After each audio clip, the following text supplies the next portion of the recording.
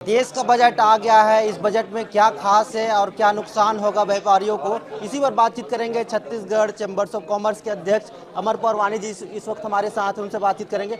अमर जी, ये बताइए, बजट को लेकर शुरुआती तौर पे आपने जो देखा उसमें क्या मिल रहा है और क्या नहीं मिल रहा है?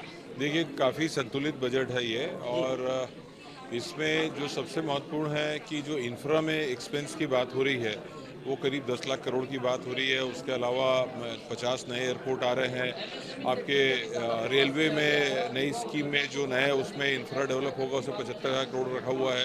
ट्रांसपोर्ट के लिए 75,000 करोड़ की बात हो रही है।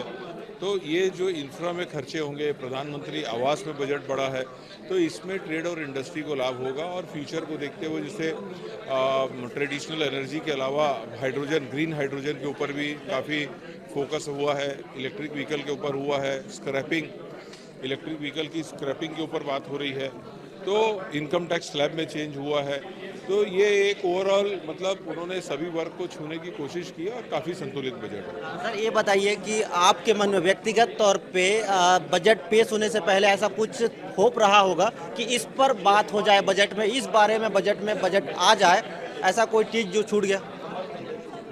छूटना बोलना, देखिए, वो एमएसएमई को उन्होंने कुछ रेट ऑफ इंटरेस्ट से राहत दिए हैं वो, और एमएसएमई को और राहत कुछ मिलना था। और इसमें जो बोलना चाहिए कि उन्होंने एमएसएमई में 3 करोड़ तक के स्लैब में जहाँ पे उन्होंने जो बेनिफिट दिया टैक्सेशन में, उसमें उन्होंने एक राइडर लगा दिया है कि 5% कैश ट्रांजैक्शन के ऊपर नहीं होना चाहिए।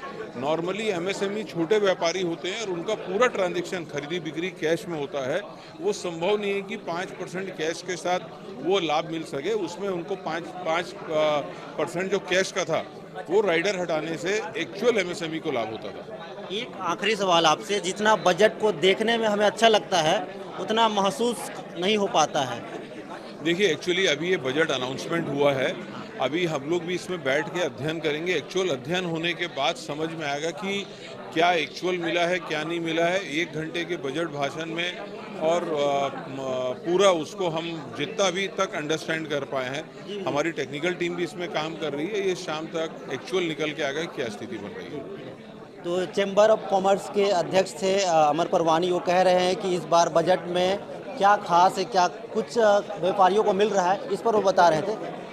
सर, ये बताइए कि बजट में ऐसा क्या आपको मिल रहा है जिससे आपके चेहरे में खुशी आई?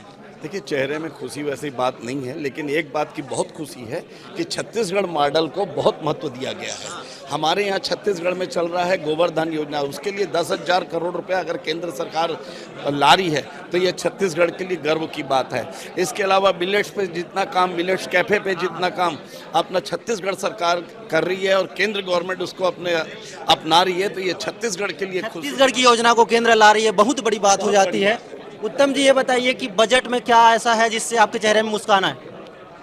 बजट बहुत ही संतुलित और अच्छा है। और प्रत्येक, यानी कहने का मतलब प्रथम छोर से लेके अंतिम छोर तक के जो नागरिक हैं इससे लाभान्वित होंगे। और बहुत ही संतुलित बजट है। सराफा व्यापार क्या उछाल पकड़ेगा इस बजट से, या कुछ राहत उनको मिल रही है? सराफा के अंदर जो है वो महंगा होगा। सराफा जो है, ज्वेलरी महंगी होगी, क्योंकि ड्यूटी की जो हमें उम्मीद थी कि घटेगी, वो ड्यूटी है उन्होंने घटाया नहीं, बल्कि कुछ चांदी वांदी प्लेटिनियम की जो है ड्यूटी और बढ़ा दी है उन्होंने। तो इस प्रकार हमारे उद्योग और व्यापार के अंदर जो है वो विशेष लाभ नहीं मिलेगा लोगों को। ज्वेलरी सेक्टर में महंगा ही रहेगा ज्वेलरी सेक्टर। मैं सीधे सीधे कह दूं ना कि सोना चांदी खरीदने वाले के लिए महंगाई का सामना करना पड़ेगा 1 साल और। हाँ, महंगाई का सामना तो देखिए करना ही पड़ता है। रोटी, कपड़ा और मकान मुख्य अनिवार्य आवश्यकता होती है व्यक्ति की। ज्वेलरी तो जो है वो एक इन्वेस्टमेंट का साधन है। जब ये तीनों चीज़ों से उभरता है तो ये चौथे क्षेत्र की ओर वो ध्यान आकर्षित करता है। Okay, thank you. तो कुल मिलाकर हम अलग अलग लोगों से, अलग अलग उद्योग से बात कर रहे हैं कि उनका बजट पर पहला रिएक्शन क्या है। तो सबसे बड़ी बात जो सामने निकल कर आई कि सराफा उद्योग में महंगाई देखने को मिल सकता है। सोने चांदी की कीमत फिर से बढ़ने की स्थिति में हो जाएगी, ऐसा सराफा व्यापारी कह रहे हैं। रायपुर से बीबी न्यूज़ के लिए रवि मेरी।